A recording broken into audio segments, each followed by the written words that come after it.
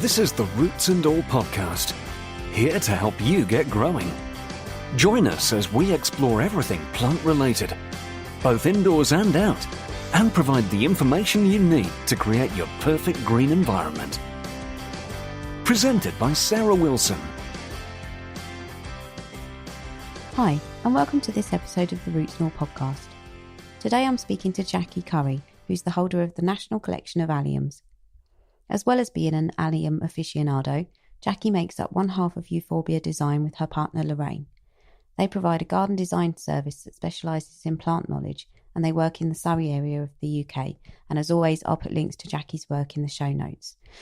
Now, I'm not saying that alliums are tricky, but if you thought you could go through a nice catalogue, pick an allium you like the look of, put it in the ground, and then it would come back year after year, Jackie's here to disabuse you of that notion. So, Jackie, thank you for joining me on the podcast. And my first question is, could you give us a brief introduction as to what alliums are and what they look like? The traditional allium is how I describe as a purple ball on a stick. But alliums range in size from 10 centimetres to 2 metres in height. They're a very varied group of plants. They think they are a very old genus because they're way across the northern hemisphere. So you could have a tiny weeny little plant in China and then a massive allium growing in North America. They all have, we'd say, tepals, but they have 6 petals. And the other way of looking at them is, smelling them. If they smell of onion, you know it's an allium. And when you say tepals, are they those little things that you get at the base of the kind of head of the flowers that go a bit... No, tepals are what you'd say is the petals. Mm-hmm. In fact, the other day I looked up what tepal meant because everyone says tepals and I just followed the same as everyone else. And tepal is the generic term when you don't know the difference between a petal and a sepal.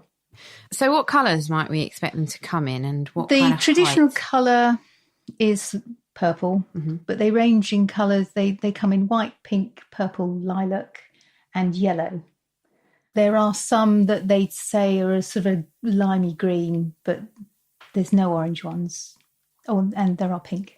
Do you know of any more unusual colours that are in the breeding stage at the moment? Do you think we're likely to see colours varying in the future? Not into the orange, no. Mm-hmm. There has been a lot of breeding work done, particularly with the one that's sort of a very dark wine red, which is Allium atropurpureum, which they mix with a lot of the others. So there's one called Silver Spring, which is white with a purple ovary, but it's not very hardy. Right. I wouldn't recommend it.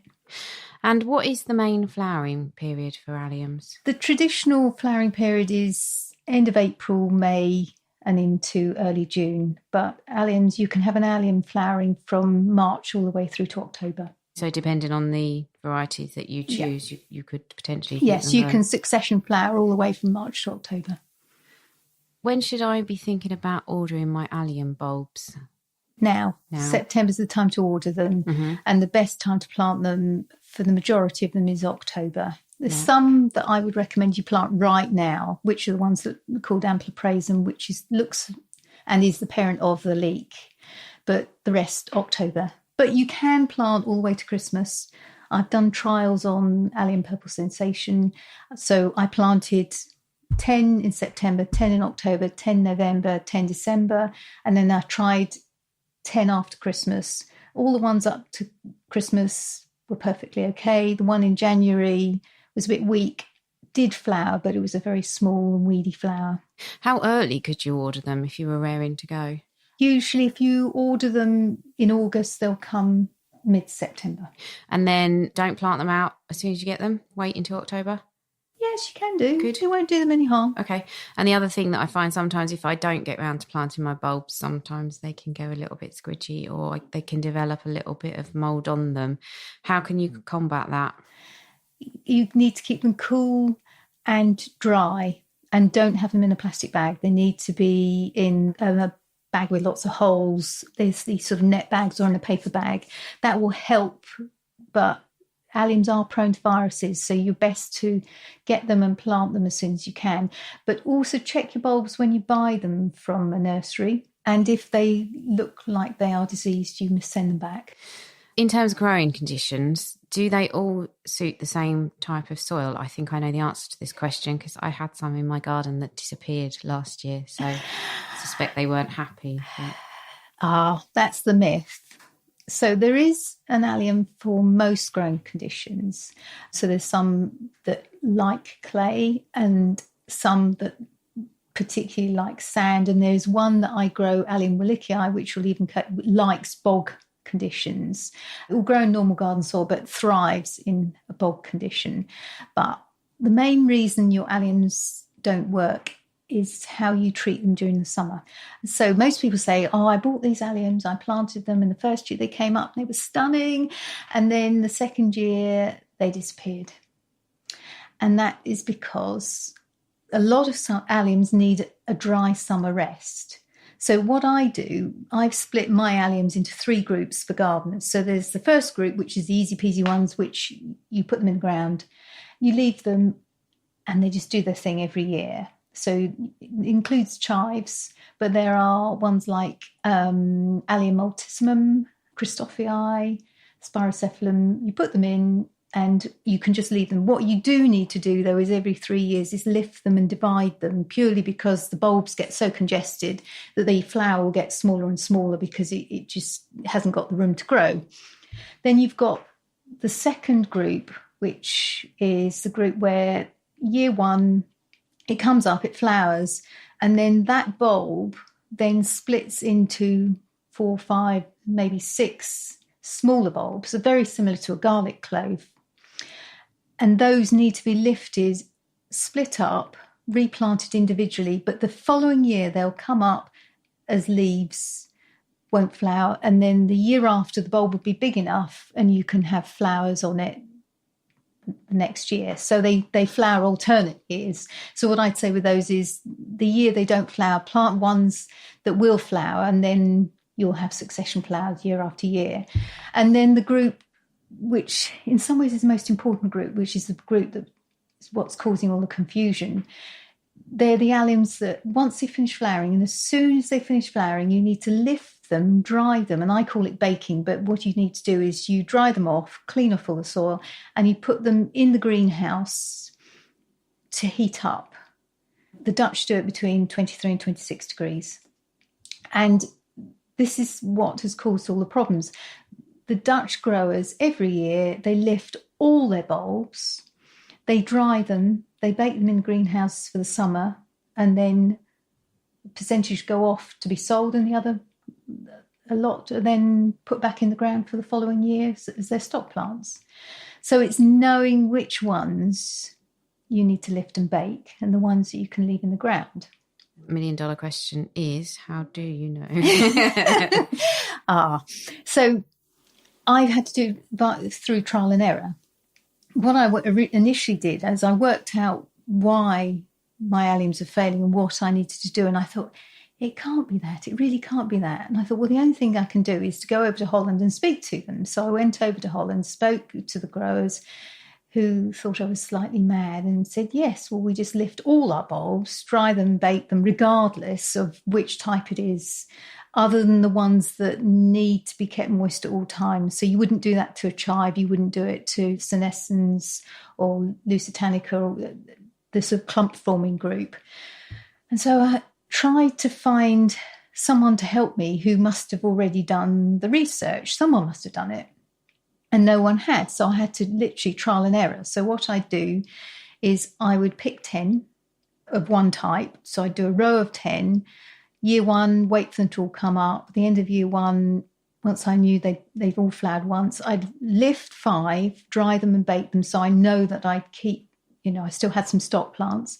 And the other 5 I'd leave in for a following year to see what would happen. And it was purely working out which ones came back up and which ones didn't, that I knew which I needed to dry and bake and which ones I could leave in. From then on, I could then start to work out by looking at it and knowing the parentage, which ones would die and which ones would keep going. So if you've got anything that's mixed with Allium giganteum, you have to lift and bake it. So if you've got a teppel that's rounded, it's a giganteum. and you'll need to lift and bake. If it has a very long, thin tepal like a Christophii, then you'll know that it's tough and it will come back every year. The exception to the rule is Allium ambassador, which you can leave in, but it has rounded tepals. And one of the parents is Gigantium, but there's something else in it that's stronger than the Gigantium that keeps it going. And what are some common varieties that we might come across in a catalogue that are the type that you need to lift and bake?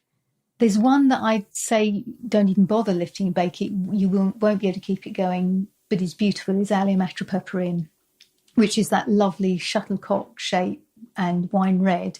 It's stunning, but I say to people, if you're going to grow it as an annual. Even the Dutch struggle to keep it going. They lose 20%, but they use it to breed with other plants because it's so beautiful. So you do see it a lot within other alliums. The other one that, again, you have to lift and bake is Allium schubertii, which is that amazing exploding firework. Absolutely stunning, but you must lift it and bake it as soon as it's finished flowering or you'll lose it. And that's also an odd one. Alliums reproduce in a couple of ways. So they either reproduce through seed or they're reproduced by the bulb splitting into 1, 2, 3, however many, depending on the type. Schubertii never, ever, ever splits. The bulb just gets bigger and bigger and bigger, and then it drops dead. And that's just how it grows. So don't be surprised, even if you manage to keep it going 4 or 5 years, you might find at the end of 5 years that it will die anyway.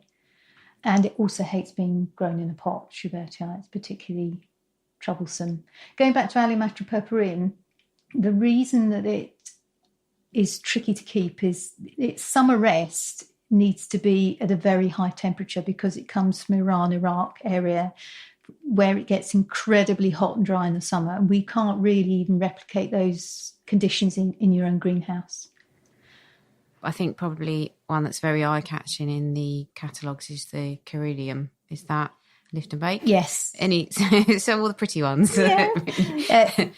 Coryllium caesium, that's another one that needs to be lifted and baked. Very good one that you don't need to lift and bake. It's a lovely one. You don't see it very often, but it's a really good doer. Is Allium eros. Okay. Unifolium is the parent, which is quite weak in comparison. Eros is a beautiful, short, pink shuttlecock-shaped allium that I say is for someone who doesn't like alliums. If you don't like the purple ball on a stick, go for Allium eros.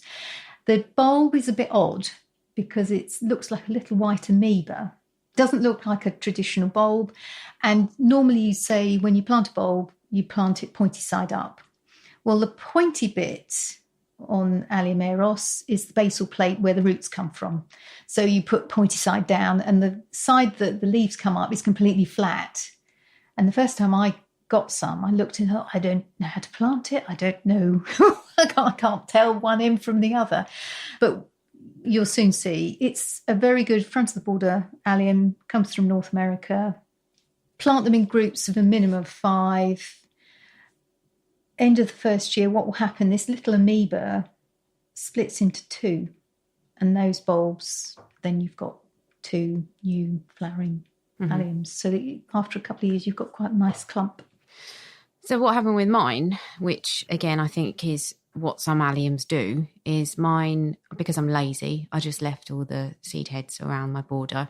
And then one day I went past and, by the way, the allium in question was, I think, Mount Everest. And it seeded around. And I had, where I'd left the seed heads, I had huge, great clumps of these seedlings. And I thought, brilliant, I can thin those out or they'll just do the job themselves and I'll have more come back next year.